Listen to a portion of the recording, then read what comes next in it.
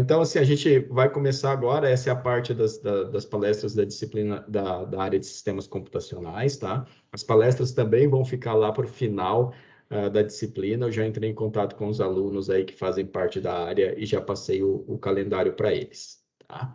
Bom, então, assim, hoje a gente tem como convidado aqui o professor Antônio Carlos Beck Filho. Eu vou fazer um short bio aqui, é o oficial, tá? Pode ficar tranquilo. O Caco. Bom, então, o professor Antônio Carlos, ele é graduado pela Federal de Santa Maria, mestrado e doutorado pela Ciência da Computação na Federal do Rio Grande do Sul, e ele fez um estágio de sanduíche em Delft, na Holanda. Desde 2010, ele é professor do Instituto de Informática da Federal do Rio Grande do Sul, onde atua nos cursos de graduação de Ciência da Computação, Engenharia da Computação, e nos programas de pós-graduação em computação e microeletrônica, orientando os alunos de mestrado e doutorado. Os temas de pesquisa do professor Antônio Carlos são sistemas adaptativos, reconfiguráveis com foco em eficiência energética, Embedded Edge IoT Computing e sistemas multicore e many-cores. Tá? Então, suas publicações já foram indicadas e receberam prêmios de melhor artigo em congressos como SBESC, Backpad, VLA-SOC e Computer Frontiers. Tá? Então, em 2020, uma tese orientada pelo professor Antônio Carlos, né, recebeu o prêmio de melhor tese de doutorado do concurso de dissertações e teses da SBC. O professor Antônio Carlos, ele é bolsista Produtividade, nível 2 do CNPq. Obrigado, Caco, aí por ter aceito o convite aí. O tempo é todo seu. Primeiramente, Márcio, muito obrigado, viu, pelo convite. É um prazer te rever novamente. A gente tem que, eventualmente, marcar uma reunião sem gravar, né? Para a gente colocar mais o papo em dia. Então, novamente, é um prazer participar aqui. Realmente, muito obrigado pelo convite, tá? Eu gostaria também de dizer para o pessoal que sintam-se livres, tá? Em interromper para fazer alguma pergunta. Vamos tentar fazer alguma coisa um pouco mais informal aqui, para a gente conseguir passar por esse tempinho online aqui sentado na frente do computador. Bom, deixa eu só colocar aqui no pointer. Vocês estão vendo minha tela, né? Tudo certinho. E o apontador a laser. Bom, então é o seguinte. Eu resolvi fazer essa apresentação, ela está dividida em duas partes. E a primeira parte é uma coisa um pouco mais introdutória. Eu falo um pouco dos desafios e é bem computacionalmente falando genérica. E a segunda parte eu vou apresentar um pouco o que a minha equipe vem fazendo, tá? Isso aqui eu gosto muito desse slide porque é um slide clássico, provavelmente o Márcio até conhece esse slide, que a gente sempre começava nossas palestras com sistemas embarcados estão ficando cada vez mais complexos. Tá? Então a gente colocava um celular, esse já é um celular bem antigo, e na época, talvez alguns de vocês nem conheçam, existia uma câmera fotográfica digital, um MP3 player, esse tipo de coisa, e tudo ia para dentro do celular. E isso aqui, obviamente, que é um exagero, mas a gente vê o quanto que as coisas estão integrando cada vez mais. Quer dizer que hoje eu consigo colocar um poder computacional de um smartwatch. Esse smartwatch aqui provavelmente tem um poder computacional dos primeiros iPhone da Apple. Quer dizer, é uma diferença de 10, de 8 anos. É a mesma comparação da gente conseguir pegar um mainframe lá dos anos 60 e dizer que o nosso PC dos anos 80 era tão poderoso quanto. Pegar agora um Apple Watch, um relógio, e dizer que ele tem o mesmo poder computacional de um celular e falar que hoje o celular tem o mesmo poder computacional de um PC de poucos anos atrás. Pegar um celular aqui, o meu celular, por exemplo, tem, sei lá, um octa-core, tem 8 GB de memória. A gente estava na pós-graduação, eu e o Márcio, fazendo coisas com PC com processamento bem menor do que esse. Mas não é sobre isso que é essa fala de hoje. O que está acontecendo é que a gente está colocando dispositivos de maneira mais ubíqua. Quer dizer, cada vez a gente está integrando dispositivos à nossa realidade, às vezes a gente nem percebe. Além dos smartwatches, tem vários wearables, né? Como um tênis inteligente também existe. O Google Watch, que não fez muito sucesso, mas era era um óculos que tinha, tentava fazer de certa forma, aparecia uma telinha em cima. Realidade virtual aumentada, nós temos todos os videogames lá, o PC tem, o PlayStation 4 tem. E na realidade, para ser bem sincero com vocês, não foi uma coisa que a gente até achava que ia decolar mais, e não decolou tanto. Novas formas de interação humano-computador. Então, reconhecimento de imagem é muito utilizado. Por exemplo, esse aqui é o Soli Radar da Google, que basicamente é um radar. Na verdade, é um sonar, né? Ele não é um radar, o sonar é áudio. E ele detecta movimentos por exemplo, da mão para fazer gestos. Então, hoje você usa muito reconhecimento de imagem, mas a gente vê que as empresas elas estão indo atrás de novas maneiras de fazer interação humano-computador. Quer dizer, como é que a gente se comunica com as máquinas para deixar cada vez mais intuitivo. Eu sempre brinco que o milagre do Steve Jobs foi fazer a minha mãe conseguir utilizar um sistema computacional. Que ela abria, ela sabia que apertava no botão, aparecia alguma coisa, ela apertava no botão do meio, tudo retornava à tela principal. Parece simples, mas é genial. Tem o Near Field Communication, e a gente já faz. Isso aqui, notem que isso aqui é uma lâmina que era alguma coisa. Quando eu comecei a usar essas lâminas, porque isso aqui é Lavoisier, né, gente? É tudo a gente reaproveita. Isso aqui era incipiente, hoje é uma realidade. Por exemplo, fazer pagamento com Near Field Communication, ou grandes logísticas com Near Field Communication. Isso é uma realidade. Quer dizer assim, eu tenho uma tagzinha, por exemplo, que às vezes nem consome energia, a energia vem da fonte que vai ler, e de alguma maneira faz algum tipo de controle. Então, notem qual é o meu recado aqui. O meu recado é que cada vez mais sistemas computacionais estão em pontos diferentes das nossas vidas e a gente talvez nem perceba. TVs e carros são cada vez mais inteligentes. A gente vê que a Apple e a Google, por exemplo, elas estão atacando para ambos locais. A Google até tinha um movimento maior antigamente, diminuiu um pouco o movimento da Google em relação a isso aí. Talvez porque o streaming tenha tomado muito conta, então talvez não faça tanto sentido tu tratar a TV como uma TV de antigamente. Mas, enfim, as empresas elas estão nesses mercados, elas estão nesses nichos. Os carros autoguiados, eu brinco com a minha esposa passa falando que vamos falar do carro autoguiado hoje. Olha, é bem provável que daqui 20 ou 30 anos, muitos carros, não imaginem, hoje a gente tem um carro automático, no Brasil é relativamente popular, mas nos Estados Unidos, por exemplo, a gente paga mais caro por um carro que é manual para sentir o prazer de dirigir. Coitados, não sabem de nada. Aqui a gente paga muito mais caro por um carro automático, mas eu quero dizer que naturalmente carros autoguiados eles também vão se tornar realidade e talvez nas ruas do Brasil vai ter que retreinar a rede neural para ver buracos, ver pessoas aparecendo do nada, ver cachorros se metendo na frente do carro, mas isso é um outro problema. Dispositivos de saúde, eu tenho, por exemplo, uma balança da Withings, que foi comprado pela Nokia, que eu não uso pelo meu próprio bem faz meio ano. Outros smart bands que cuidam quando é que a gente dorme. Tem smart bands novos, tem oxímetros para ver o nível de oxigênio do sangue, que é uma coisa impensável há 15, 20 anos atrás, que era só coisa de hospital.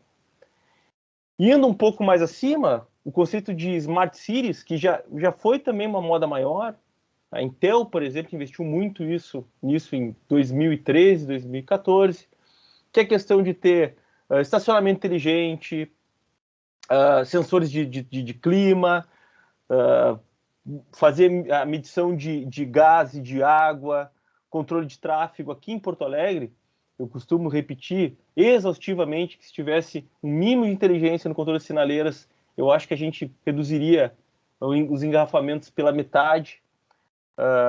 Os painéis solares para consumo de energia em locais que estejam estrategicamente posicionados para fazer distribuição, para manter as ruas limpas, como eu falei, o estacionamento inteligente. Isso aqui, aos pouquinhos, já começa. A gente chega no shopping, tem lá as luzinhas ligadas, avisando onde é que a gente pode estacionar, onde é que a gente não pode estacionar. A luzinha azul é vaga de estacionamento especial. Então, aos pouquinhos, as coisas elas vão... Quanto mais o hardware se torna commodity, isto é, quanto mais o hardware se torna matéria bruta, Então é muito barato comprar um microcontrolador. Hoje a ARM tem microcontroladores que são relativamente potentes, é barato comprar o microcontrolador da ARM, então o hardware vira commodity, hardware vira soja, hardware vira café bruto. O que a gente tem que fazer? A gente tem que pegar e moer esse café, torrar o café da maneira certa e colocar numa garrafinha e vender, quer dizer, agregar valor ao produto. Também tem o conceito de smart home, com sistema de segurança, sistema de tranque inteligente, o sistema de controle de luz, então coisas que podem parecer até né, comuns, mas imagine, eu vou abrir automaticamente a cortina quando começa o sol, eu vou fechar as janelas quando tem um sol muito grande para manter a temperatura, mas economicamente falando, soma-se todas as casas, daqui a pouco a gente poderia não estar numa bandeira vermelha, e já viram que já foi anunciado que a gente vai ter um novo aumento aí de energético. Então notem que tem certos investimentos que se pagam naturalmente com o tempo. O reconhecimento de voz da Amazon, assistente virtual da Amazon, os dois mais vendidos é o da Amazon Alexa e o do Google, também tem a Siri, e alguns outros gadgets que a gente encontra aí no conceito de casa inteligente. A gente vê geladeiras inteligentes, máquinas de lavar inteligentes, cafeteiras inteligentes. Esse aqui é uma aplicação que a gente costuma brincar, então a geladeira pode eventualmente verificar quais são os alimentos que vocês têm, pode estar conectado com a balança e dizer, olha, pare de comprar cerveja, tu está engordando. Pode fazer a correlação entre consumo de cerveja, o consumo de qualquer porcaria que tu tenhas com o teu peso. Claro que isso tudo envolve inteligência artificial, envolve deep learning, mas uma coisa que é interessante, que eu vou comentar ao final desses slides introdutórios, é que tudo isso é possível, não é porque eles pegam apenas os dados do Caco, é porque eles pegam os dados do Caco, do Márcio, do João, do José, e eles conseguem correlacionar, eles vão ter dados de altura, massa muscular, idade, hábitos. Então daqui a pouco vai começar a saber que horas chega em casa, que horas sai de casa. E tudo isso pode te resolver, olha aqui, pode te dar uma dieta conforme a tua vida, teu hábito do dia a dia. Também há uma coisa que no meio ambiente, por exemplo, níveis de poluição, desmatamento, enchentes. No industrial, de manter e reparar, de ajudar no supermercado. Aqui no Brasil, aliás, o pessoal costuma negligenciar o agronegócio, chamar os empresários de agroboys e tal, não se dão conta que é basicamente o motor propulsor da economia brasileira, o agronegócio. E, inclusive, tem uma empresa, a Agro, que, se eu não me engano, se tornou um unicórnio, inclusive, que faz exatamente inteligência para agronegócio aqui no Brasil. Então, isso é uma dica grande, tem um mercado enorme, e esse pessoal é ávido por tecnologia e está procurando por soluções. E a gente vê que as soluções que existem hoje ainda são soluções relativamente simples, aumentam a produtividade deles enormemente. E antes disso, gente, também tinha as famosas aplicações de High Performance Computing, HPC.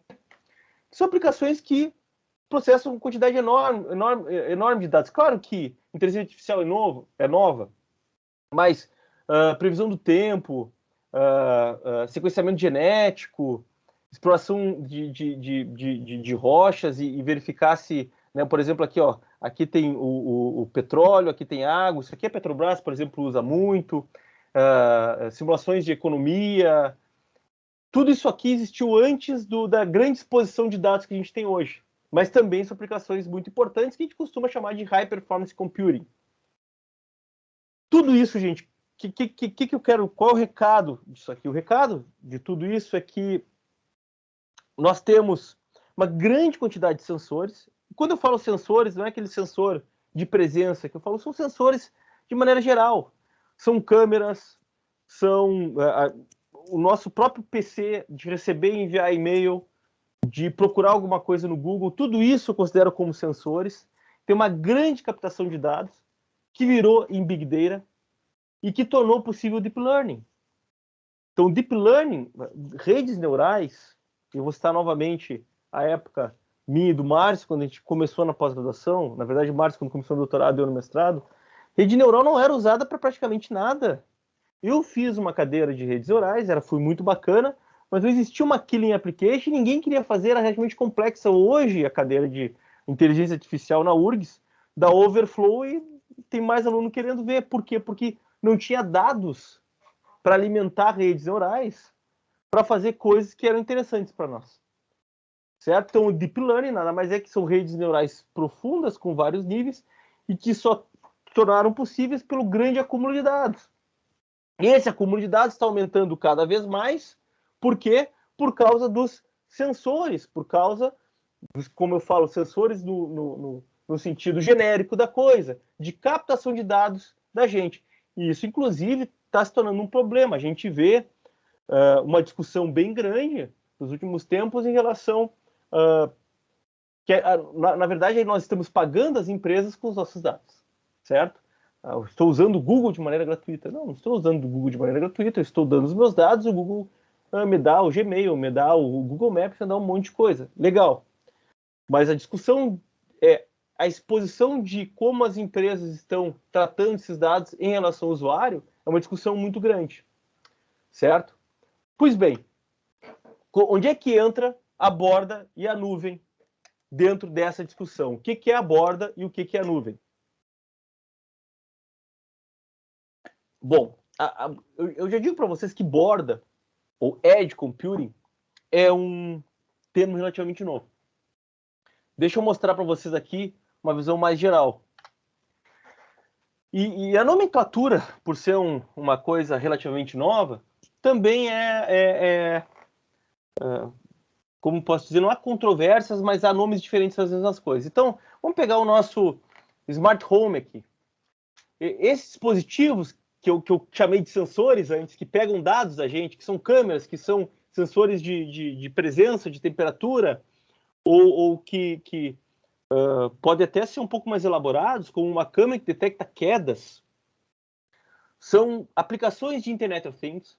E aí entra Internet of Things, e basicamente Internet of Things são esses dispositivos interconectados que juntam dados para ter alguma inteligência em cima disso. Então, eles têm a parte do sensorial e tem a parte da atuação, quer dizer, eu posso atuar em cima disso. E a gente chama, muitas vezes, esses dispositivos de Edge Device. Por quê? Porque são dispositivos que estão na borda do usuário. E aqui, gente, começa a ter a nomenclatura que, dependendo do artigo, dependendo do autor, fica meio, eu não vou dizer meio anuviado, porque não é na nuvem, mas fica meio fog, tá? Olha só, posso ter um servidor do Edge, então imagine que eu aqui em casa, eu tenho um sistema de alarme, eu tenho um sistema que quando eu abro a porta, liga a luz, e eu tenho algum tipo de servidor centralizado. Hoje a gente tem hubs de smart homes, e aquilo a gente pode chamar de servidor Edge. Então notem que ele pode ter um certo grau de processamento, ele pode ter uma GPU potente, por exemplo, para fazer o reconhecimento de rede neural. Entre a nossa borda e a nossa nuvem, nós podemos ter outros níveis de servidores Edge, que muitas vezes também são chamados de servidores fog. Então não está bem na nuvem, não está bem na borda. Então imagine que eu tenho aqui, eu moro num condomínio de casa, tenho no total 100 casas, e eu poderia ter alguns servidores centrais, por exemplo, para fazer o sistema de alarme do condomínio. Por que não o meu? Puxa, Caco, mas tu vai fazer o teu sistema de alarme, e aí quer dizer que alguém vai poder estar vendo a tua casa? Sim, aí é outra discussão, mas poderia. Então, podem haver camadas adicionais, computacionalmente falando, entre o servidor de borda e o servidor da nuvem, que a gente chama de servidores Edge ou de servidores fog.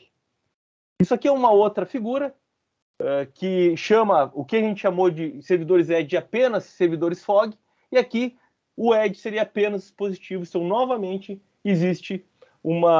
ainda não existe uma nomenclatura, não existe ainda um Patterson e um Hennice da vida que pegaram o livro lá e vamos chamar isso aqui de tal coisa, tá? Dito isso, e antes de eu começar a discutir um pouco do porquê que isso impacta, no final das contas, eu sou um cara de hardware, mas no final das contas, no final vocês vão ver que eu não vou falar para vocês que o hardware vai impactar, que vai impactar o desenvolvimento de software.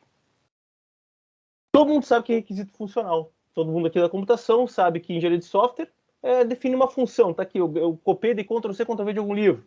Define uma função de sistema de software componente. Eu tenho entrada, eu tenho comportamento, eu tenho saída. Notem, porém, que ele fala que eu tenho que levar N pessoas deste ponto até este ponto e não falo como. O importante é eu levar as pessoas deste ponto até este ponto. Isso é um requisito funcional. Eu estou levando tantas pessoas de um ponto ao outro. Eu não me preocupo como, não me preocupo qual é o grau de segurança deles, eu não me preocupo nem qual é a velocidade. Não me preocupo qual o percurso que eles vão fazer, mas que eu peguei pessoas que estavam aqui e trouxe para cá. Todo esse impacto de computação de borda, computação de nuvem, tem requisitos não funcionais que definem as qualidades globais do sistema resultante, que não estão diretamente relacionados à funcionalidade do sistema. E aqui eu vou perder um pouquinho de tempo falando em os requisitos não funcionais mais importantes, que é desempenho, que é óbvio que eu quero que as coisas, depois a gente vai discutir, nem sempre vai ser assim, executem de maneira mais rápida possível. Eu tenho consumo de energia e eu tenho a dissipação de potência, e às vezes uma coisa parece diretamente proporcional à outra, mas não é bem assim. Consumo de energia basicamente vai medir o quanto que a tua bateria dura ou quanto que tu vais pagar para a conta. Eu não sei qual é aqui em Porto Alegre, é CE, não sei qual é a companhia de vocês aí, mas eu tenho certeza que é estupidamente caro como aqui. Eu tenho a dissipação de potência, que basicamente vai dizer se vai aquecer muito ou não. Talvez o PC não seja muito importante aquecer, porque eu tenho um cooler desse tamanho em cima do PC, mas eu não quero que aqueça o celular no meu bolso. Por quê? Porque a dissipação de energia, de potência, ela também envolve a temperatura, e ambas envolvem um outro fenômeno chamado aging. E aging, basicamente, é o envelhecimento do hardware, que talvez não seja muito importante para nós, que nós temos um PC, mas é muito importante para a Amazon, que tem milhões de PCs, porque o envelhecimento disso vai ter o quê?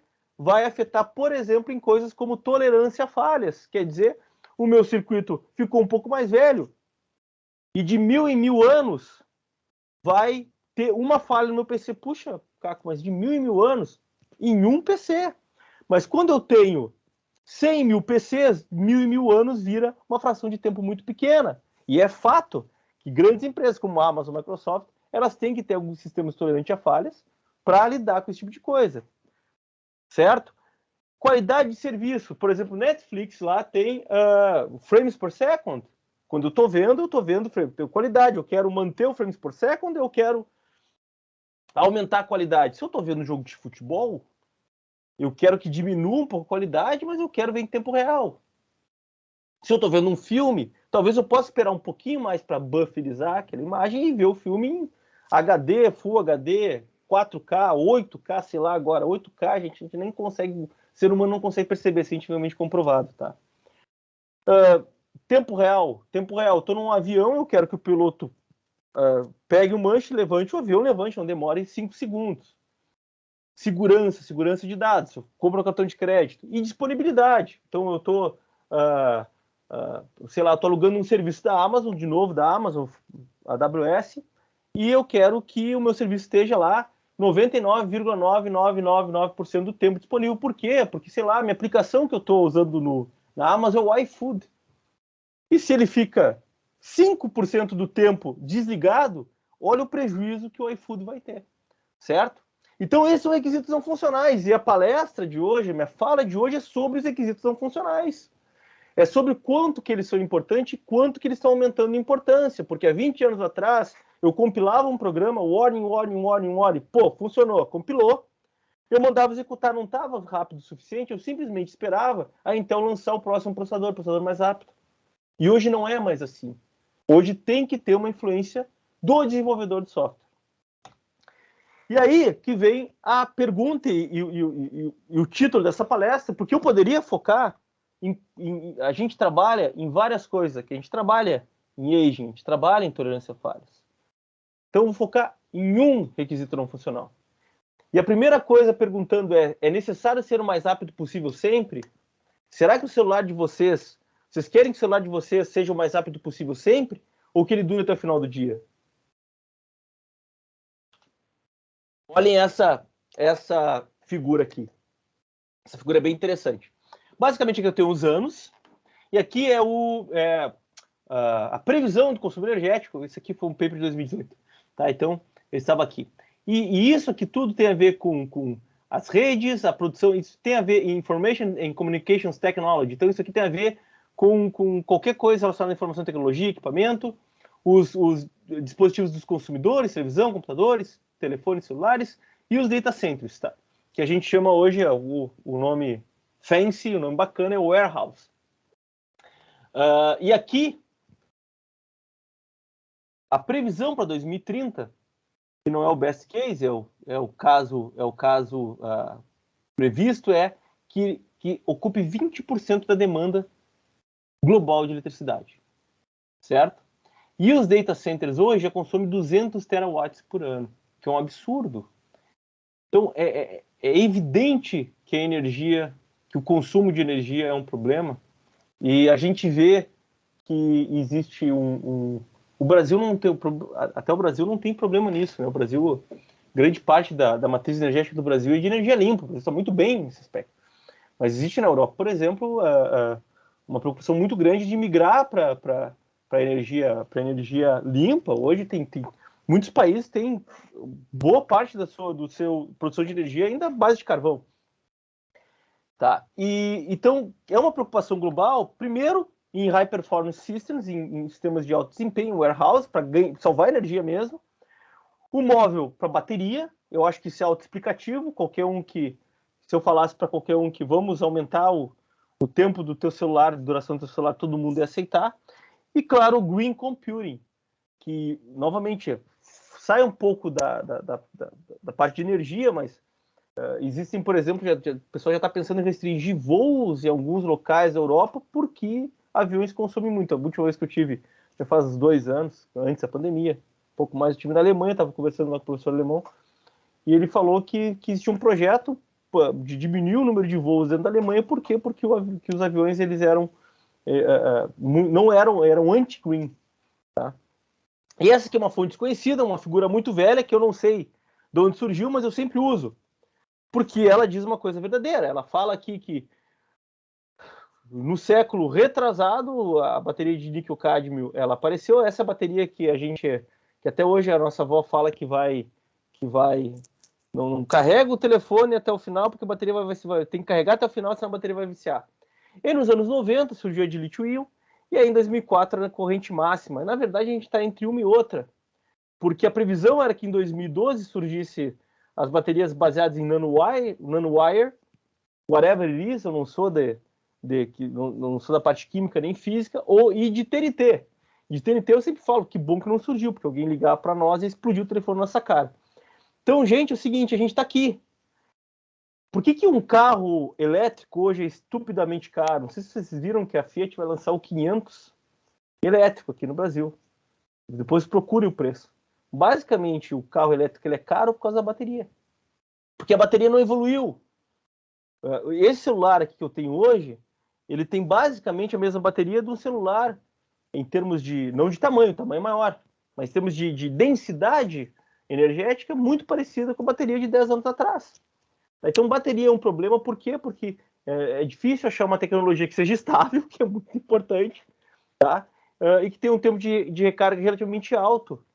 E a gente está, desde então, nas de lítio-íon. E, sinceramente, a gente não vê evolução tão grande assim. Quem tem o Apple Watch, por exemplo, sabe que tem que recarregar a cada dia ou cada 2 dias. Por quê? Porque tem uma bateria pequena para colocar dentro de um dispositivo que é relativamente poderoso. Então, notem que o que está trancando algumas coisas hoje, inclusive de Internet of Things e de Edge Computing, na parte de Edge Device, dispositivos Edge, é mais a parte de bateria do que qualquer outra coisa.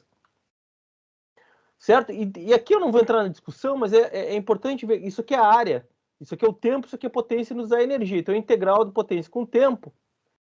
E muitas vezes, eu vou mostrar para vocês em alguns momentos ainda, nas coisas que eu estou fazendo aqui, que nem sempre execução mais rápida significa menos energia. Às vezes não, às vezes sim.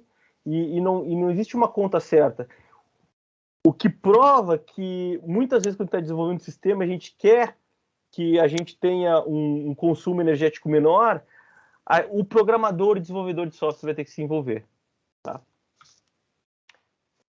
Em suma, gente, quando a gente fala de borda, a nuvem, as exigências impostas ao projeto são mais rígidas do que aquelas consideradas por software tradicional, certo? E hoje, se a gente quiser, de alguma maneira, se vocês quiserem como profissionais terem sucesso, vocês de alguma forma vão ter que se envolver tanto com a nuvem e ou com a borda. Quando o software tradicional, o processo de projeto visa principalmente entendimento de restrições funcionais, e as não funcionais, desempenho, energia, segurança, elas eram geralmente deixadas de lado ou eram secundárias. Então houve uma transformação no desenvolvimento de software por causa disso tudo que eu estou falando. Como é que vocês vão fazer um sistema baseado em serviço na nuvem e não vão se preocupar, por exemplo, com a latência da nuvem? É claro que vocês vão ter que se preocupar. Vocês vão ter lá 10 serviços que vão te dar o mesmo, sei lá, um software as a service, por exemplo, na nuvem. E aí eu tenho da Amazon, tenho da Microsoft, ora, um vai demorar 20 milissegundos, um vai demorar 1 milissegundo, um vai ter um custo, dinheiro, tanto, outro vai ter outro custo, dinheiro, tanto. E antes, quando a gente programava, eu e o Márcio, 20 anos atrás, a gente não se preocupava com isso. E hoje você tem que se preocupar. Então, gente, onde executar importa. Vamos pegar aqui alguns exemplos.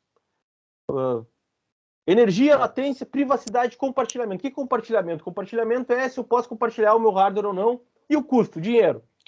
Por exemplo, se eu tenho um detector de quedas de pessoas idosas, detector de quedas de velhinhas. Eu não posso colocar isso para a nuvem. Imagina, eu ligo o detector de quedas de velhinhas no meu 4G. Vocês acham que é confiável? Então, eu tenho que trazer isso para a borda, para quando houver uma detecção de queda, ele ligar para alguém, mandar um SMS para alguém, o mais rápido possível. Mas não apenas isso. Detectar queda envolve o reconhecimento de uma rede neural. Eu não posso fazer o offloading disso e esperar que, de repente, o servidor está sobrecarregado ou algum hop da minha rede caiu, demorar muito para fazer. Certo? Agora, se eu tenho, por exemplo, síntese de voz, que é o Google. O que o Google e a Amazon fazem hoje, apesar de que há movimentos do Google em trazer isto para perto, mas não é porque o Google está preocupado com a latência, porque ele está preocupado com o hardware gasto para reconhecimento de voz, certo? Mas você também pode... É assunto para uma outra palestra, tanto que o Google tem a TPU, Tensor Processing Unit, teve uma palestra agora do Hennessy no SBCI, na semana passada, tem a versão 4 da TPU, tá? Já tem quatro versões da TPU, que basicamente é um multiplicador de matriz para redes neurais, mas isso é papo para outro dia. Então, se eu quero fazer síntese de voz, eu não preciso de uma latência. Eu pergunto para o Google, eu digo, não vou falar aqui, né, porque o meu celular é Android, mas se eu digo, Alexa, qual é o clima hoje? Ele manda, ele reconhece a voz do servidor da Amazon, ele retorna o resultado. Então, isso pode ser feito na borda. Então, vai depender muito da aplicação. Então, detecção de gestos, por exemplo. A detecção de gestos, se eu faço para ir à borda, para ir à nuvem e voltar, também vai demorar muito. Talvez a latência não seja boa o suficiente. Eu não sei se vingaram, mas havia alguns servidores de games que tu jogava o jogo, jogava no servidor. O teu PC fazia papel de um terminal burro. Só que a limitação desse serviço é a latência, quer dizer, o teu meio de acesso teria que ser, por exemplo, por fibra ótica ou tu estar muito perto do servidor para ter uma latência pequena. Tá? Então, aí é um trade-off entre custo, entre latência, entre energia, privacidade. Então, por exemplo, aqui eu posso, numa aplicação qualquer, eu posso ter que, energeticamente falando, é mais caro executar na borda do que executar na nuvem. Por exemplo, um reconhecimento de imagens muito grande, talvez energeticamente falando, seja mais caro executar aqui do que na nuvem, mesmo eu tendo que pagar energia para chegar até aqui, certo? Aí a latência geralmente é melhor na borda, a energia, a gente, vai variar mesmo. A privacidade geralmente é maior na borda. Por quê? Porque eu deixo menos expostos os meus dados à medida que eu vou passando por servidores FOG ou Edge até chegar na nuvem. Obviamente o compartilhamento é menor na borda, porque aqui eu compartilho recursos, aqui não. E eu tenho a questão de custo, também vai variar. Pode ser mais barato eu colocar na borda ou pode ser mais barato eu colocar na cloud. Geralmente é mais barato eu colocar na cloud. Por quê? Porque a infraestrutura que a Amazon tem, gente, a Amazon usou em warehouse basicamente a mesma tática que ela usa para vender produtos, que é mais barato que todo mundo. São grandes quantidades e você ganha no volume. A Amazon, das Big Five Techs, é que tem o lucro por aquisição, me fugiu o nome. Ela ganha uma certa quantidade de dinheiro e a porcentagem de lucro daquela quantidade de dinheiro é a menor de todas a arrecadação. Lucro por arrecadação, menor de todas. Por quê? Porque ela ganha no volume e ela faz exatamente a mesma coisa com as warehouses delas. Por quê? Porque quanto mais tu compra, mais barato fica. Certo? Deixa eu falar um pouquinho sobre o warehouse aqui rapidamente e depois eu vou começar a falar um pouquinho sobre o que a gente vem fazendo de maneira rápida para não me alongar muito. Como é o warehouse, gente? O warehouse é um monte de computador. Um monte de computador. Antigamente, data centers eram grandes computadores, os supercomputadores de arquitetura que não eram... Não é que não eram visíveis, mas não eram... sei lá, o HP fazia, a IBM ainda faz, mas hoje basicamente x86. Ou, quiçá, no futuro próximo, ARM. Que são grandes computadores organizados em racks com um switch que os conecta, tá? O interessante disso é que, por exemplo, aqui ó, tem um tipo de histograma que fala da utilização da CPU e o tempo. O que essa figura fala? Essa figura fala que, na maior parte do tempo, a CPU fica entre 30% e 40%. 30% vai da carga total dela. Então, nos servidores do Google, em 6 meses, 5 mil servidores, a maior parte do tempo deles ficou idle. Puxa, Caco, mas para que eu preciso tanto? Olha, vai que acontece lá, final de uma Champions League e eles estão prestando algum serviço, eles têm que ter essa disponibilidade para atender os consumidores. Você chama elasticidade de serviço.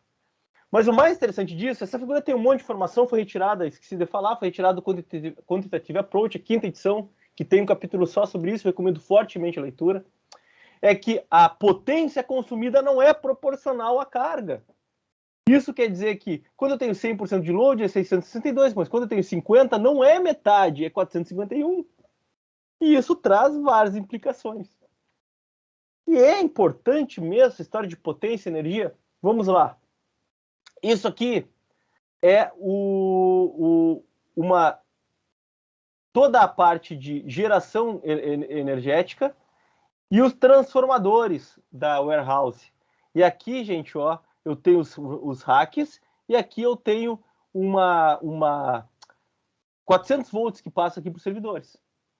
O que acontece? Qual é a tática dessas warehouses? Elas trazem alta tensão para as warehouses e ali elas transformam para a voltagem que elas precisam. Então elas têm subestações de eletricidade do lado das warehouses. Obviamente elas conseguem baratear o custo energético. E potência e temperatura, será que é um problema? Nessa figura aqui, é o hot aisle, que é o corredor quente. E vocês podem ver por que tem essas barras aqui. É para um mané qualquer não querer chegar lá e se meter, dar uma olhadinha. Tá? Então isso aqui, gente, ó, claramente não é desenvolvido para acomodar pessoas. Então aqui tem toda a parte para o ar quente. E aqui são os ventiladores que sopram o ar para dentro. E aqui é a parte... Por que esse vapor? Porque tudo isso é water cooling.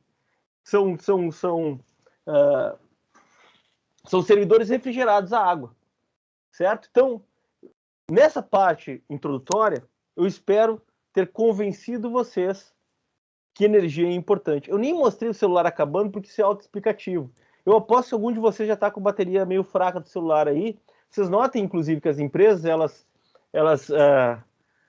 elas conseguiram fazer celulares de recarga rápida, mas a carga do celular em si, a bateria, ela não melhorou muito. A gente consegue carregar o celular mais rapidamente. A gente consegue encher o tanque do combustível de maneira mais rápida, mas o tanque de combustível não mudou muito de tamanho. Certo? Bom, gente, dito isso, adaptabilidade é necessária. E os trabalhos que meu grupo faz, basicamente, são em arquiteturas, de alguma maneira, arquiteturas que se adaptam, tá? E quando eu falo em arquiteturas, são em vários níveis da pilha arquitetural, que pode ir desde o software até a microarquitetura de um processador. Então, eu vou discutir um pouquinho, rapidamente, alguns slides até, para não alongar demais, eu vou pular um pouquinho, vou deixar a referência aqui, depois está gravada a apresentação, se tiverem mais interesse, vocês podem ir atrás dos artigos. O que a gente vem fazendo em cima disso aí, tá? Então, assim, gente, ó, o que eu venho trabalhando? Basicamente, eu trabalho tanto na computação de borda quanto nuvem. E por que o pessoal a gente vê o pessoal de sistemas embarcados migrando um pouco para a computação de borda? Porque o sistema embarcado celular hoje, que é esse que eu estou na mão, ele está se tornando muito parecido com um processador de propósito geral. Então, é claro que a gente se preocupa com algumas coisas de processador de propósito geral, como energia. A gente se preocupa com isso.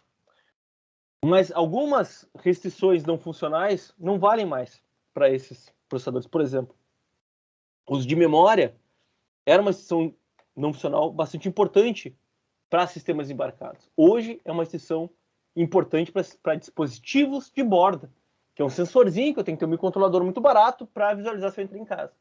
Tá? Então, gente, olha só. Eu trabalho de computação de borda até nuvem, passando por redes neurais de processamento de grafos. Então, grafos aqui, sei lá, Twitter, Facebook, Google, tudo usa processamento de grafos. E como plataformas de borda, a gente usa muito um processador chamado Boom, que é o Berkeley Out of Order Machine, que é um processador super escalar RISC-V. O RISC-V nada mais é que um MIPS livre, é um MIPS Linux, tá? O PUP, a gente começou a trabalhar um pouco, que basicamente, isso aqui a gente trabalhou muito pouco ainda, tá? Que é um RISC-V da turma do Luca Benini, que é um pesquisador famosíssimo na área, com um array configurável, que eu não vou entrar em detalhes aqui, mas isso aqui é tão velho quanto o meu mestrado, e com MPSockets, aceleradores em geral, FPGA, GPUs. Na cloud, na nuvem, a gente também trabalha com FPGAs, com GPUs. A gente começou a trabalhar com processadores do tipo TensorFlow, que é processadores de rede neural, multicores heterogêneos, multicores ARM, Intel, e a gente geralmente se preocupa com esses requisitos: área, desempenho, energia, transparência, que eu não havia falado. O que é transparência? É a possibilidade de pegar aquele binário que está, aquele teu executável que está pronto, o programa que está pronto, e tu executar sem mudar aquele programa. Quer dizer, o programador não precisa ir lá mudar nada e, de alguma maneira, otimizar alguma dessas coisas. Trabalho com tolerância a falhas, qualidade e aging. Eu também não falei de qualidade. Qualidade tem a ver com computação aproximativa. Computação aproximativa, basicamente, eu tenho que, digamos, descompactar uma imagem. Eu vou gastar um joule bastante, 1 milijoule para descompactar minha imagem. Agora eu vou deixar um pouquinho de ruído na descompactação, mas não tem problema, porque a tela é muito pequena e ninguém vai perceber. Então eu vou deixar 10% de ruído e vou ganhar 0,1 milijoule, vou ganhar 10% de energia. Isso é computação aproximativa, é de maneira controlada adicionar, não erros, mas adicionar erros, vai adicionar ruído na saída para aplicações que são propensas a fazer isso. Certo? Isso é computação aproximativa. Não vou falar hoje, até tem outros slides de computação aproximativa, tem alguns trabalhos sobre isso, mas dentro desse cenário que eu mostro para vocês, eu não sei se tem alguém que gosta de futebol, mas o grande problema do futebol brasileiro hoje é que o técnico, principalmente estrangeiro, ele chega no time e ele acha que os jogadores têm que se adaptar ao esquema tático dele. E é o contrário, É por isso que eu sou colorado, né? Sou gaúcho, é por isso que a gente quase foi campeão brasileiro ano passado, porque o Abel Braga chegou no time. E vou tentar adaptar o time aos melhores jogadores que eu tenho. E é isso que eu faço. Então, a minha pesquisa tem muitas ondas. Por quê? Porque chega um aluno que tem um background maior em alguma coisa. Vocês sabem que a bolsa ela é uma bolsa muito, muito baixa para os padrões brasileiros e está totalmente defasada. Então, se o aluno não tem vontade de trabalhar naquilo, o que resta? Né? Então, são muito ondas. Então, até vou mostrar o próximo slide dos meus alunos.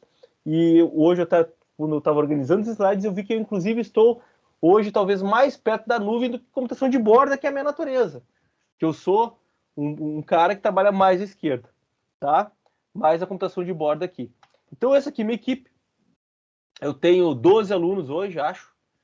5, não, 9, 4, 12 alunos, isso. São todos de dedicação exclusiva, tá?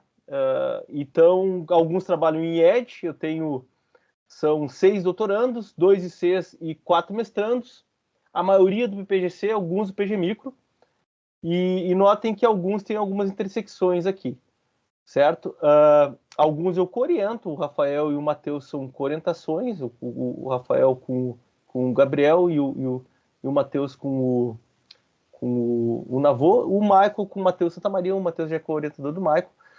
Então eu tenho essa equipe que trabalha em algumas coisas, eu tenho alguns lobos solitários aqui, por exemplo, o Caio e o Matheus, eles trabalham em coisas mais arquiteturais, então eu não consegui colocá-los nem em ED, embarcados ou Cloud HPC. E eu vou falar algumas coisas que alguns dos alunos estão fazendo, eu vou falar algumas coisas que a Janaína está fazendo, que o Michael está fazendo, que o Caio, de certa forma, está fazendo, mas é o trabalho anterior do doutorado que já saiu, e que o Guilherme está fazendo, certo? Então, a primeira coisa é arquiteturas com memória compartilhada. E o que acontece hoje, a gente tem múltiplos cores,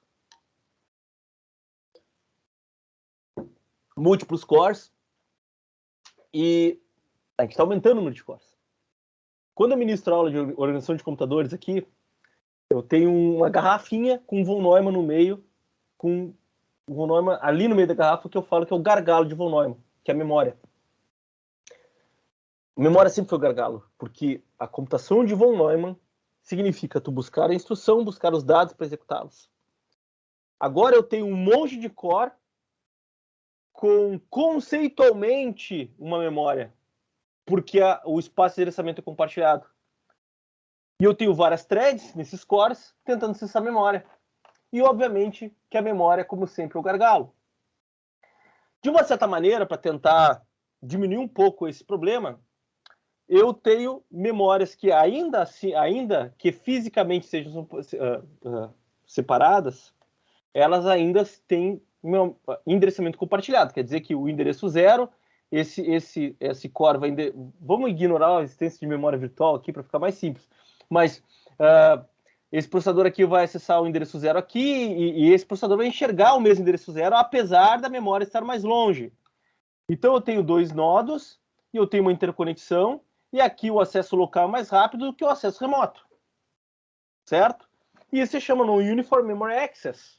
NUMA, um sistema NUMA, que hoje é a realidade de qualquer sistema multiprocessado. Ok?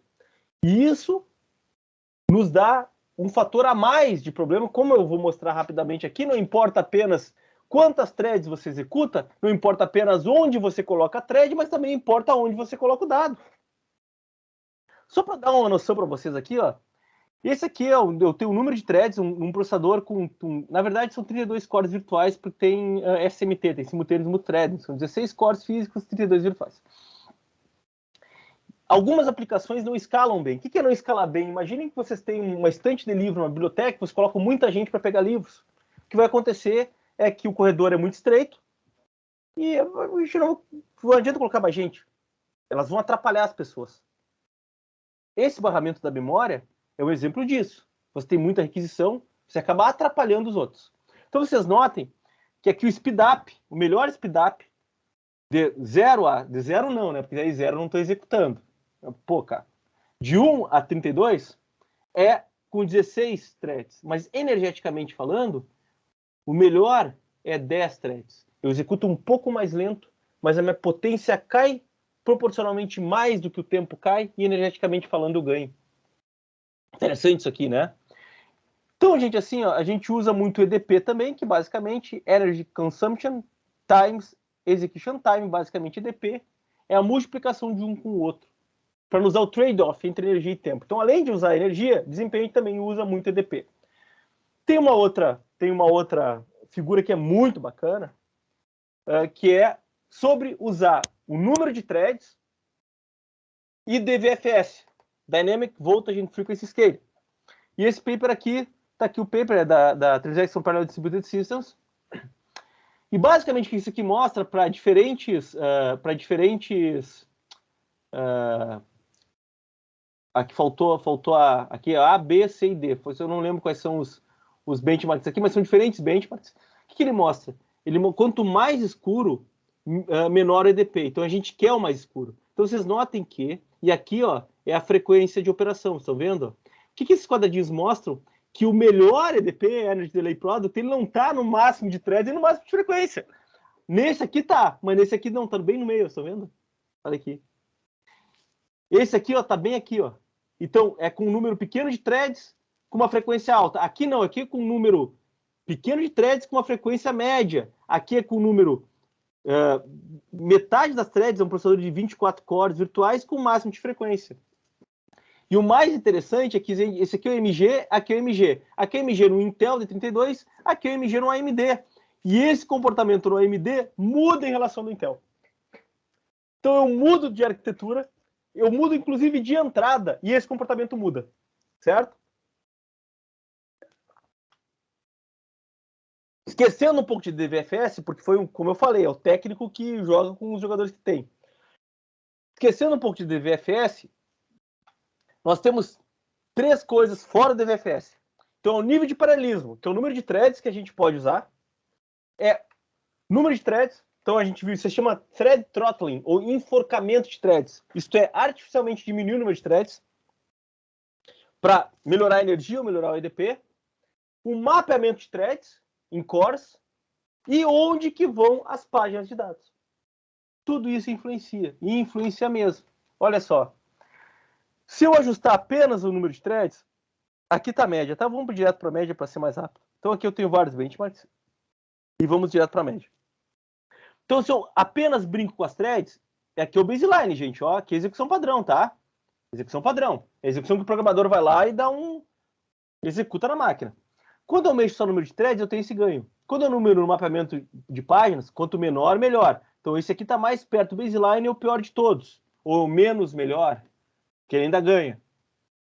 Aqui eu tenho mapeamento de threads e de páginas. Aqui eu tenho ajuste, aqui é o mapeamento de threads, mapeamento de páginas, mapeamento de thread de páginas, ajustar o número de threads, e aqui é tudo, aplicando tudo junto eu ganho. Porque em alguns casos, aplicando tudo junto, ganha mais que todos os outros.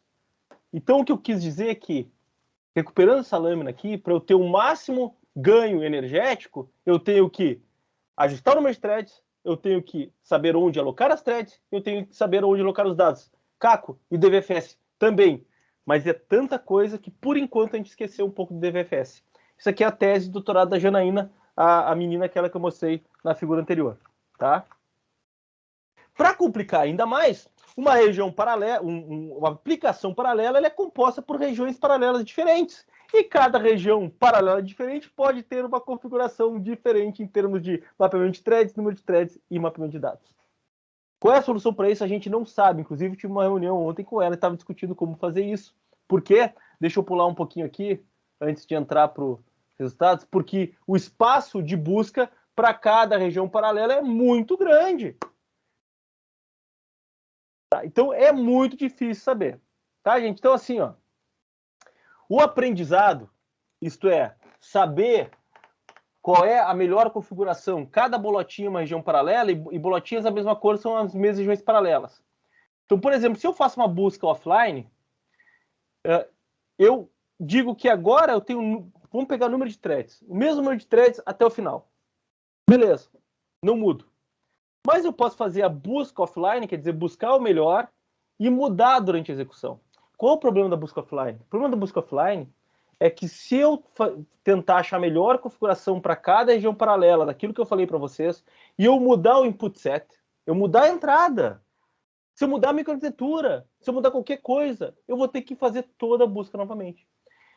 A busca online não tem essa desvantagem, porque se eu faço a busca online durante a execução, eu aprendo durante a execução, e depois eu tenho uma fase estável que vai achar o resultado que eu achei antes. Qual é o problema da busca online? Que é o que a gente usa, é o tempo de convergência. Por quê? Porque isso aqui tem um custo. Então é claro que a gente geralmente é pior do que o offline, considerando a mesma entrada, mas a gente tem a adaptabilidade, certo? Então, o que a gente quer é a adaptabilidade, que já falei para vocês, porque automaticamente se adapta a microarquitetura, número de cores, entradas e regiões paralelas, e transparência, sem influência do programador. Como é que a gente fez isso? Como é que a gente conseguiu ter transparência numa coisa que é relativamente complexa? Nós estamos limitados a OpenMP. Como é que funciona? É uma linkagem dinâmica, isto é, digamos que isso aqui é o programa, nossa aplicação, isso aqui é a biblioteca. E a linkagem dinâmica da biblioteca, o que a gente faz? A gente redireciona a chamada para a nossa biblioteca OMP modificada, ali a gente faz tudo que a gente precisa fazer e retorna. Então, se pegarem uma aplicação OpenMP compilada e colocarem, a gente tem várias ferramentas, a Aurora, Odin, a nova da Janaína, ele vai otimizar para vocês de graça, certo? Isso é fazer um parênteses, tá? Eu sempre trabalhei muito com microarquitetura, e geralmente microarquitetura é mais fácil da gente publicar, porque microarquitetura a gente tem recursos infinitos. A gente pega um simulador de processador, a gente modifica o processador, e beleza, porque tá lá, a gente pode fazer o que a gente quiser, a gente pode fazer o que a imaginação mandar. Nesse caso, a gente pega máquinas reais, e a gente ganha em máquinas reais 10, 15% de energia. E às vezes o revisor fala, mas essa abordagem, por exemplo, uma crítica muito comum, apesar de a gente conseguir publicar em bons locais, uma crítica muito comum é que o algoritmo de convergência é muito simples. E aí no rebuttal, que a gente via para a revista, a gente fala, mas se não for simples, o custo da convergência vai ser muito maior que o custo dos nossos ganhos. Então é um trade-off entre ciência e aplicabilidade. E eu fico bastante orgulhoso desse trabalho, porque realmente tu pega qualquer microarquitetura e ela vai adaptar para vocês e vai consumir menos energia, tá? Bom, aqui tem alguns resultados, tá? De ganho e tal. Eu vou pular porque eu já mostrei alguns outros. Depois eu deixo a apresentação disponível para vocês. Aqui é com DVFS em EDP em tempo de execução. Aqui eu já mostrei. Bom, vamos entrar então para execução colaborativa.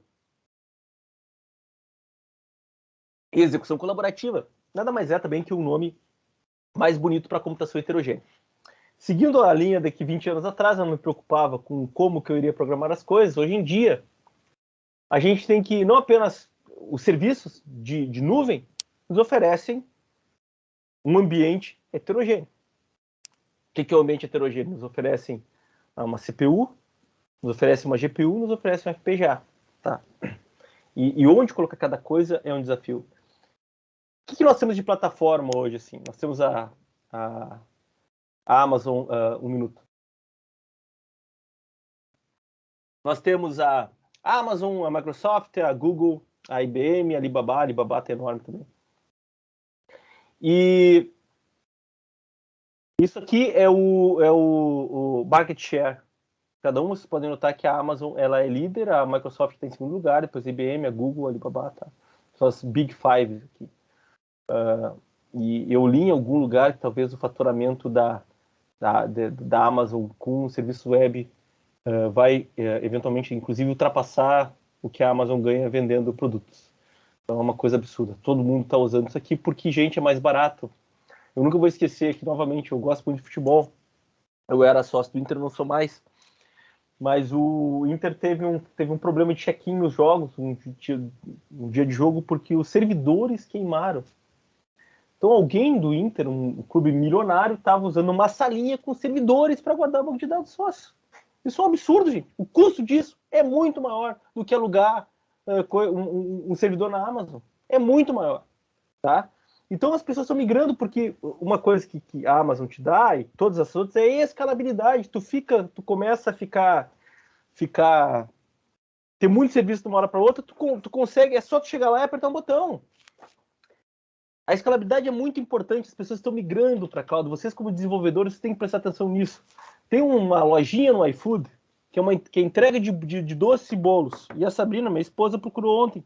Nunca mais viu abrir no iFood, a gente achou no Instagram. A menina simplesmente falando que tinha desistido porque estava vendendo muito. E ela não conseguia fazer bolo para todo mundo. Talvez ela não tivesse know-how de como contratar pessoas, talvez ela não quisesse. Mas ela simplesmente fechou a loja porque ela escalou rápido demais. Ela não conseguiu, ela cresceu rápido demais, não conseguiu escalar. Certo? Então, as empresas estão indo para cloud, porque o preço final é melhor. Então, isso aqui é a adoção da cloud. Vocês podem notar que 61%, isso aqui foi uma pesquisa, e muita gente que ainda não está usando, está experimentando ou planeja utilizar. O que é execução colaborativa, no final das contas? Execução colaborativa, aqui não vou entrar em detalhes, mas isso aqui é um paper que inclusive o Honor Mutuo é coautor, que basicamente, gente, é dividir a execução entre dispositivos diferentes. Eu posso pegar tarefas diferentes para cada dispositivo. Eu posso pegar, por exemplo, eu tenho que multiplicar uma matriz e dar um pedacinho da matriz para um dispositivo e outro pedacinho da matriz para o dispositivo. Ou eu posso ter tarefas, tasks, que são divididas em dispositivos. Então, imagine uma decodificação de vídeo, que eu tenho lá que aplicar um filtro e eu tenho que aplicar um segundo filtro. Então, um filtro é aplicado no dispositivo e o segundo filtro é aplicado no dispositivo em cima do mesmo dado. Então, tem modelos diferentes de execução colaborativa. Mas, novamente, nada mais é que um nome bacana para computação heterogênea. Tá? Então, a Amazon, por exemplo, tem aqui as plataformas de FPGA. O FPGA nada mais é que um hardware reconfigurável. A grande vantagem do hardware reconfigurável é que tem alguns tipos de aplicações que realmente fica muito bom executar no FPGA, que é melhor que executar no FPGA do que no GPU ou do que na CPU. Então é por isso que os sistemas de nuvem hoje têm tanto GPU quanto FPGA, claro que bem menor escala FPGA, mas oferecem FPGA para vocês, certo? Então teve um renascimento da FPGA por causa disso, inclusive uma coisa que estava morta há muito tempo, que se chama High Level Synthesis, que basicamente é a gente descrever o comportamento do hardware de uma linguagem de alto nível, tipo C, não é bem C, tipo C, por exemplo, apertar um botão, magicamente apertar um botão, e nos dá o hardware. E o trabalho do Michael, esse aqui é o trabalho do Michael, aliás, o Michael é o que tem o melhor, meu orientando, definitivamente o melhor nome, porque o nome dele é Michael Guilherme Jordan, então a gente chama ele de Michael Jordan, certo? Então, o que é isso aqui? A gente brinca com aplicações de multi-tenancy. O que é multi-tenancy, gente? Basicamente é vários tenants, vários usuários pedindo para executar num sistema heterogêneo com uma CPU e com FPGA, e o nosso problema é alocar de maneira mais eficiente numa execução colaborativa de CPU e FPGA num multi-tenant, quer dizer, várias aquisições de diferentes pessoas, ou diferentes serviços, pessoas, empresas, para executar de maneira concorrente na CPU e no FPGA. Tá? Então, basicamente, onde é que ele está nessa camada? Ele está junto com o Virtual Machine Manager aqui. Então, eu tenho o Muteco, que é o nome da ferramenta dele, e o Muteco, ele vai, junto com o VM Manager, dentro da pilha de abstração da nuvem, ele vai dar uma solução colaborativa, tá?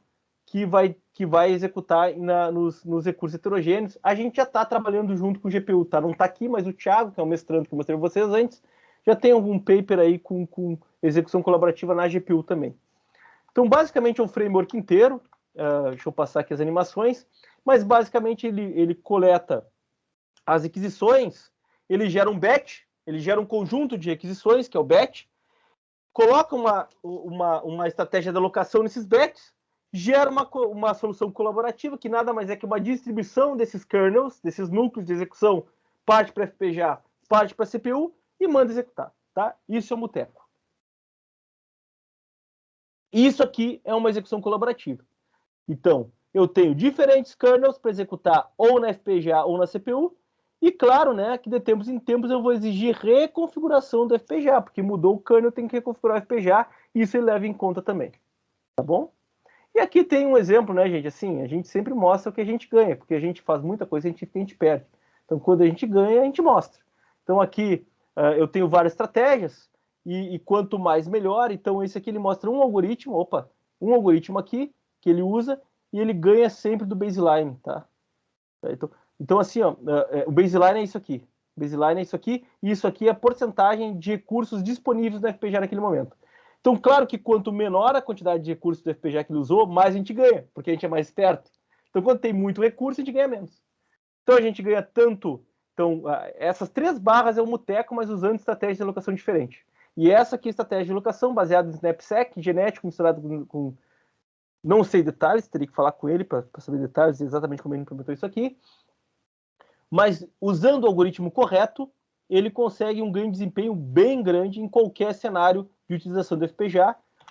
Da mesma forma que o GMK-E, que é para energia, ele também ganha bastante energia, quer dizer, ele chega a ganhar quase 87% de energia no cenário, quando só 40% dos recursos do FPGA que ele está usando são disponíveis. Tá? Então aqui é o baseline é first come, first serve.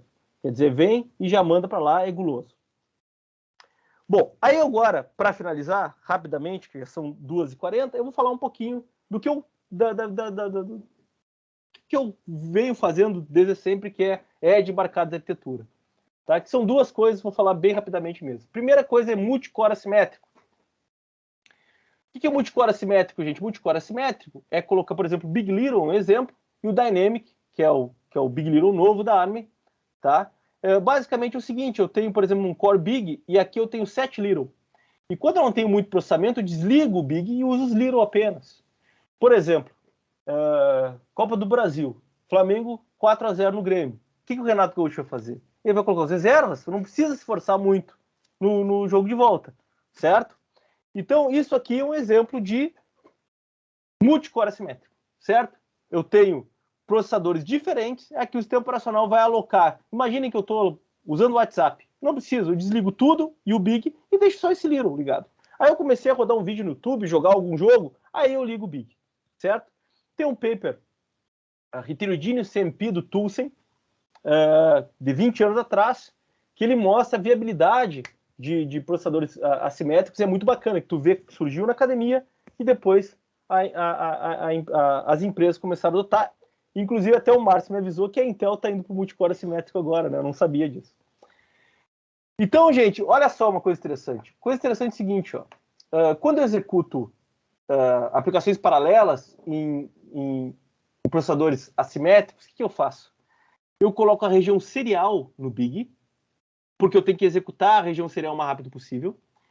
E eu geralmente pego a região paralela e coloco para executar nos Little, porque os Little têm mais paralelismo, eu tenho mais Little que Big, certo? Só tem um detalhe, que as instruções Single Instruction Multiple Data, que são aquelas instruções, que são instruções multimídia, deixa eu só ir para um slide aqui, que é isso aqui, ó. Por que é Single Instruction Multiple Data? Porque eu pego, ao invés de pegar, eu quero somar 4 números com 4 números. Pega um número, pega outro, soma, grava. Pega outro, soma, grava. Não. Eu pego todos os números, coloco no vetor. Pego todos os outros números, coloco no vetor. Somo tudo, single instruction, multiple data e gravo o resultado. Esse tipo de instrução, que no Intel surgiu com o MMX, elas geralmente ficam nas regiões seriais. As instruções single instruction, multiple data, elas ficam nas regiões seriais. Tá? Então, esse é o claim do trabalho do ex-doutorando meu do Jackson. Então, gente, tem um probleminha. Se a gente pegar um processador Big, 62% do processador é gasto com a unidade de single instruction multiple data. Claro que esses dados, assim, gente, esses dados são extrapolados. A gente não tem muita certeza, porque a gente não tem acesso. Mas a gente andou fazendo experimentos com o RISC-V, na unidade de ponto flutuante dele, do RISC-V, que a gente tem acesso ao hardware, a unidade de ponto flutuante era uns 30%, 40%, tá? É bastante coisa mesmo. Conforme nossos experimentos, com um neon do Big, que executa instruções single instruction multiple data, a gente consegue colocar 4 Littles. Tá? Então esse é o nosso claim. Tá? Esse é um paper do DAC do ano passado. Então, o que o Jackson propôs foi o Tune, Tightly Coupled Instruction Offloader. Quem está fazendo isso agora, que está continuando o trabalho, é o Caio, que eu mostrei para vocês.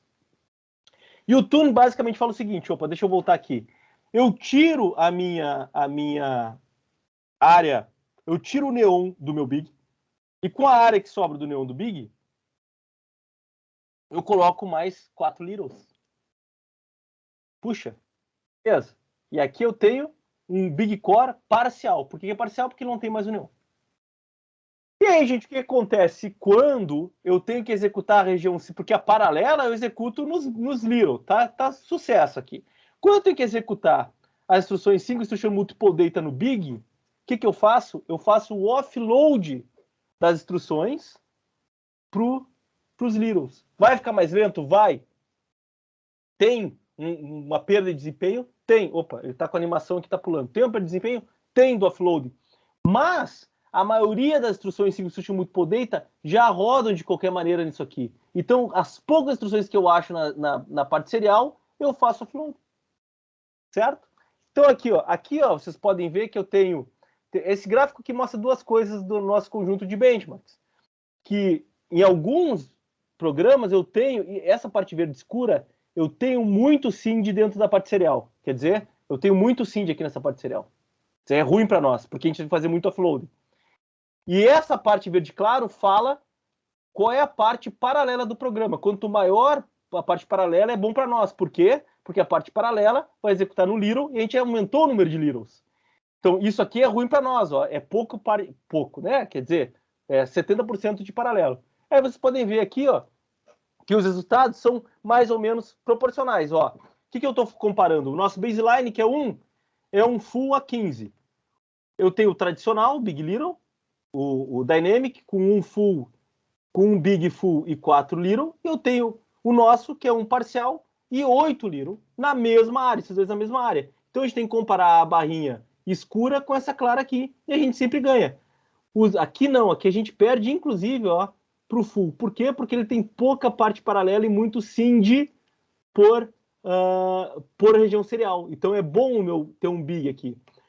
Notem que na maior parte dos casos, porém, eu ganho, em média, 1,76 vezes em relação a esse meu cara aqui.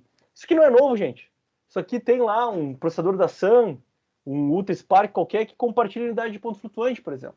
Tá? Então a gente levou isso para Single Instruction Multiple Data. E aqui a energia a gente ganha também, a gente ganha em relação em 12,4% em relação ao original, tradicional. E para finalizar, rapidinho, a gente também trabalha com FPGAs e redes neurais na borda. Basicamente, a gente tem uma rede neural convolucional que faz inferência. Basicamente, uma rede neural convolucional, ele vai pegar uma imagem de entrada e vai colocar um label nessa entrada. Então, entrou uma bola, saiu a bola. E o que a gente faz é pruning, que é poda. Basicamente, pega a rede neural e poda. Pode-se podar pesos ou pode-se podar neurônios. Qual é a grande vantagem disso? Eu executo as coisas mais rápido e eu perco a acurácia. E as CNNs, que são as redes convolucionais de reconhecimento de imagem, tá? Elas também podem sofrer pruning. É um pouco diferente, se chama channel pruning que a gente usa, eu não vou entrar em detalhes aqui, mas a ideia de poda também é possível. Então, a gente usa um cenário de câmeras com servidor edge. Então, quando eu tenho muitas câmeras e meu servidor edge está sobrecarregado, eu tenho que ter mais poder de processamento e talvez diminuir um pouco a qualidade para continuar conseguindo processar. Quando eu tenho uma câmera apenas, eu posso diminuir o poder de processamento e eu posso aumentar a qualidade de processamento. Então, como é que a gente faz isso? Tá? Então, eu tenho o tempo, as câmeras vão variar, porque eu não sei quanto. Imaginem que a câmera ela liga conforme uma pessoa passa. Então, é variável. Eu posso ter 500 aquisições num determinado momento e uma aquisição, e isso pode simplesmente variar. Imagine a entrada no estádio, né? Passou uma pessoa, depois passou várias pessoas, tem que reconhecer todas as pessoas. Então, gente, olha só. Isso aqui é o Design Space Exploration mexendo com pruning no FPGA. Então, aqui é a energia consumida e aqui é a acurácia. Então, dependendo do número de FPGAs que eu uso, azul 1, vermelho 2, rosa 3 e azul mais claro 4, e dos níveis de poda que eu coloco neles, eu tenho diferentes níveis de acurácia e diferentes consumos energéticos. Certo? E, obviamente, também diferentes níveis de área consumida no FPGA. Então, novamente, vou passar bem rápido. O que a gente faz é o ADA Serve, aparecendo no case agora de 2021, do paper do Guilherme Corol, tá? E ele pega em tempo de execução, antes da execução, ele gera várias versões de aceleradores, deixa eu passar aqui, com várias versões de modelos podados, coloca numa biblioteca e em tempo de execução ele tem um algoritmo que em tempo de execução ele detecta qual é a melhor solução para aquele momento, tá? Esse aqui é a metodologia, ele usou uma aplicação de Smart Video Surveillance, até 60 câmeras, tá? Com 2 modelos de CNN e 3 datasets.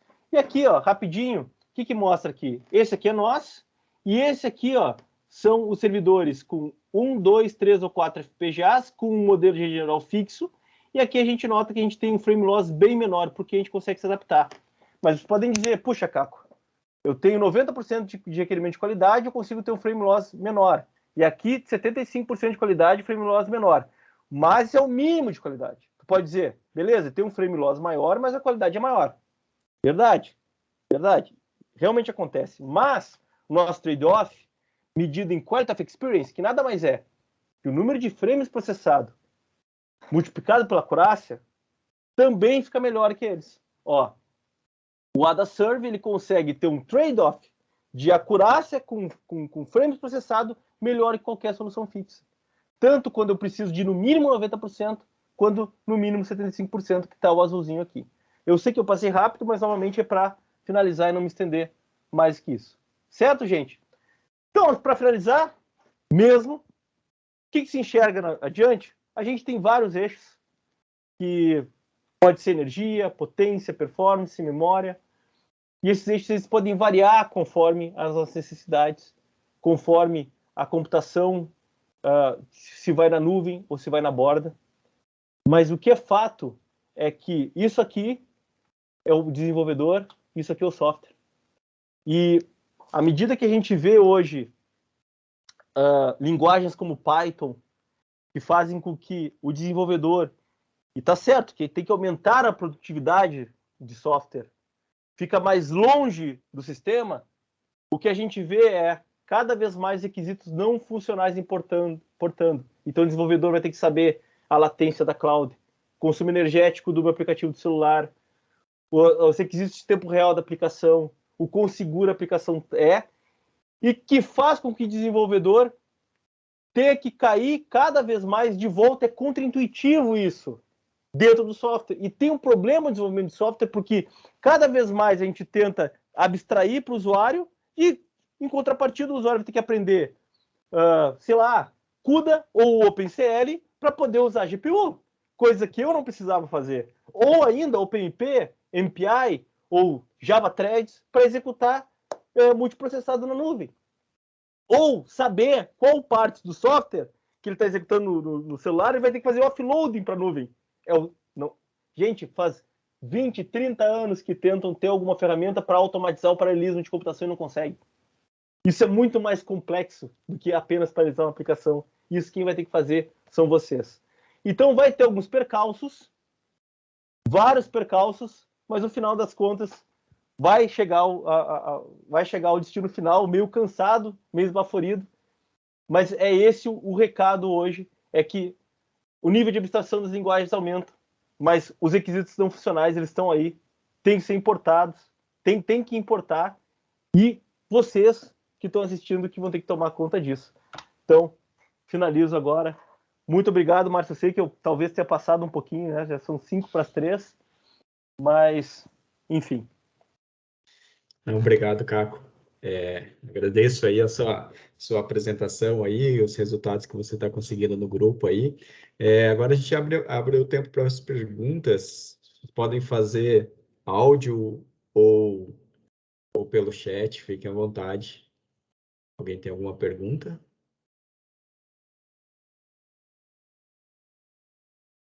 Bom, então assim, ó, podem ir colocando. Eu vou fazer uma pergunta. Em relação ao CPU FPGA aí, que a gente, digamos que é o renascimento aí, né? Se a gente pegar ali, a AMD comprou as Xilinx agora, né? Mas a gente vê a Intel fazendo uma certa movimentação aí, mas você acha que ainda que falta muita ferramenta ainda para a gente conseguir trazer o desenvolvedor mais próximo para a arquitetura, para a solução CPU mais FPGA? Eu acho assim, acho que tem... meus alunos estão usando muito o OpenCL, tá? Então, estão conseguindo um certo sucesso de OpenCL com HLS. Inclusive, a gente tem alguns trabalhos mudando pragma de HLS, fazendo tipo utilização de compilador, assim.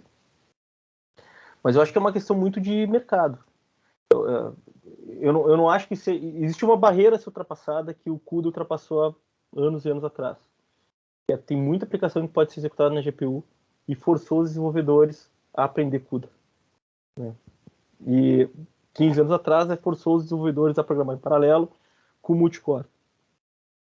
E hoje, talvez FPGA continue em nichos muito específicos, porque é só em nichos específicos que ele ganha ou da GPU, ou da CPU, ou dos dois.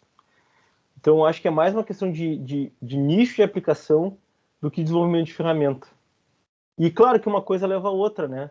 Se tivesse mais gente utilizando, ia ter mais esforço para a ferramenta. Agora, como tu falaste, a Intel comprou a Altera já há anos atrás, a AMD comprou a Xilinx, então existe um certo interesse debaixo disso. E a gente só tem duas grandes hoje também, né? Que também, de certa forma, é um problema.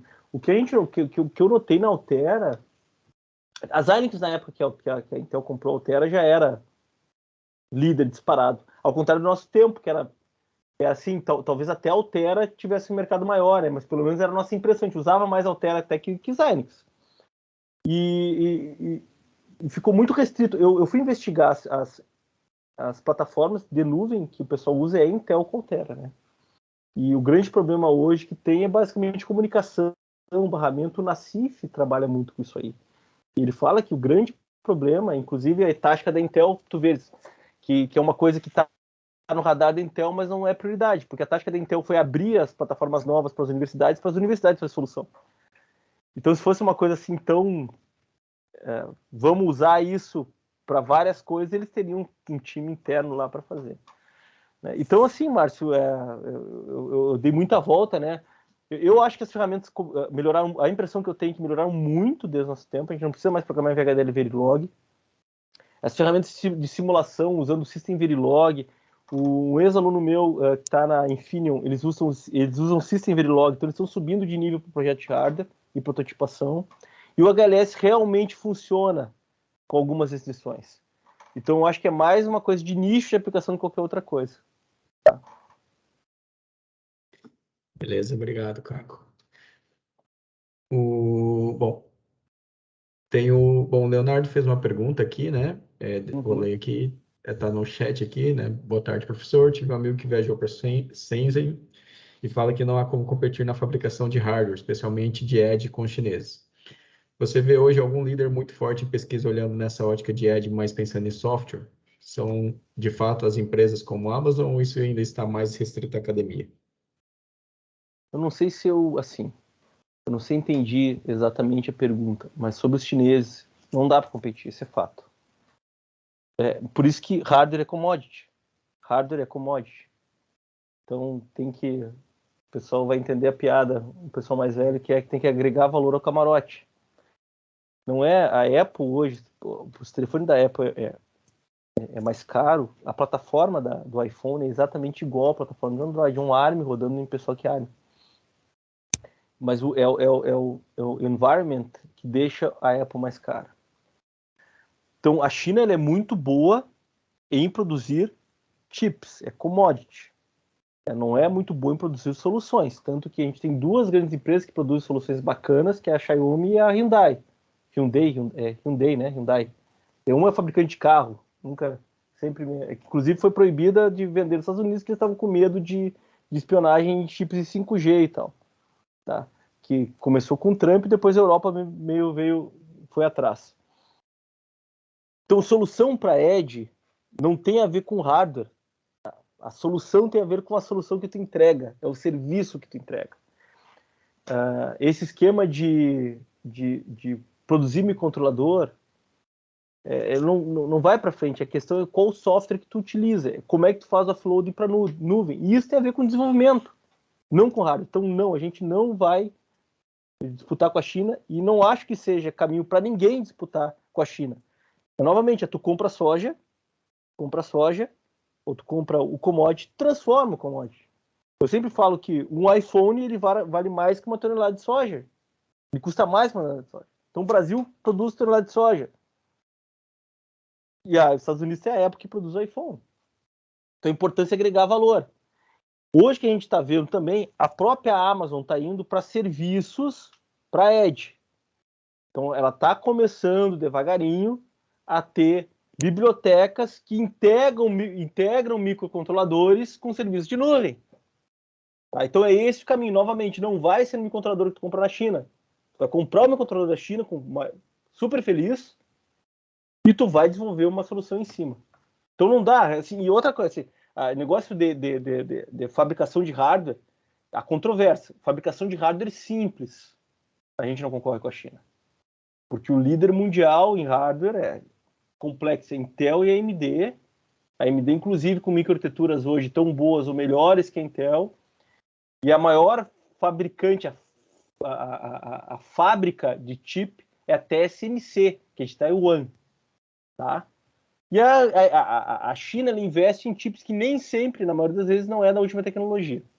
Tá? Eu não sei se eu respondi a pergunta também, porque foi uma coisa meio genérica, eu respondi de maneira um pouco genérica também.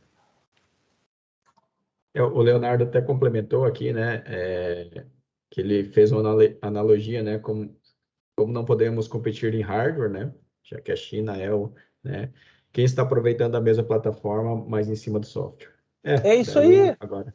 É a mesma coisa que a gente, sei lá, eu tô pegando, chutando, vamos produzir com a China na produção de luvas. Não dá. A mão de obra lá é extremamente barata. Extremamente barata. Então, eles ganham no volume, eles vendem. A gente entra no AliExpress da vida, a gente compra um termômetro digital a $1, gente. Qual é a margem de lucro? 2 centavos de dólar. É o microcontrolador, tal, porque é assim que eles funcionam, não tem como competir. Então o negócio é agregar valor mesmo, acabou. Né? Beleza, obrigado, Caco. Mais alguma questão? Perguntas? Pode ser feito em áudio? Não? Ok, então. Obrigado, Caco, pela disponibilidade aí.